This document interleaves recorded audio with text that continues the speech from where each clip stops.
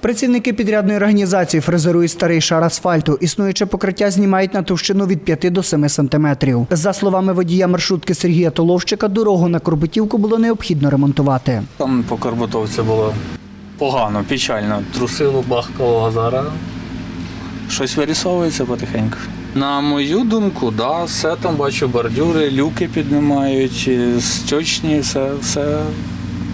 Я не спеціаліст, але так дивлюсь, вроді би толково роблять. Зараз машина котиться, а то губ, ці ресори, кляц, тріщать, все, салінблоки, все виходить з строю. Ну, такий ямковий ремонт робили, але так хорошо дорогу ще не робили, якщо бути чесним.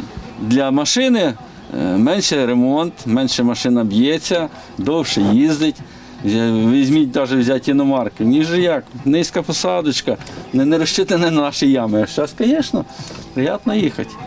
Їдеш, воно цю машину не кидає, люди сидять собі спокійно, не смикаються, не об'їжджаєш ці ями, щоб не маневруєш, щоб яму не попасти. Ресори не б'ються, ну, все на краще.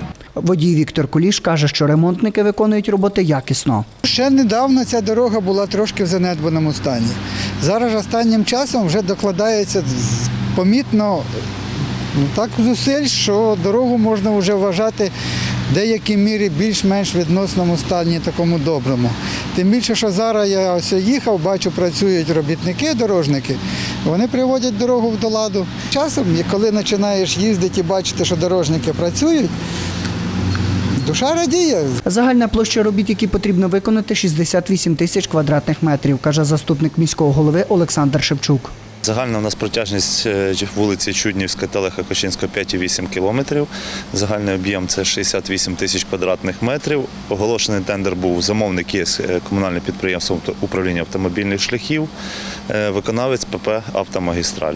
Плануємо виконати роботи приблизно за 4-5 тижнів при сприятливих погодних умовах. Загальна вартість цих двох вулиць десь приблизно 20 мільйонів гривень. Дорога ремонтувалася останній час, якщо не помиляюсь, це були початок 2000-х років. Тому там вже необхідно було заміна верхнього шару, покриття обов'язково. Фрезерують верхній шар від 5 до 7 сантиметрів, вкладання так само, тобто 5 сантиметрів до 5 сантиметрів – це є поточний ремонт, також до 5 сантиметрів в деяких місцях, як потрібно, є вирівнюючий слой. Завершити ремонтні роботи планують до кінця червня. Сергій Косюченко, Сергій Кобилянський. Новини на Суспільному.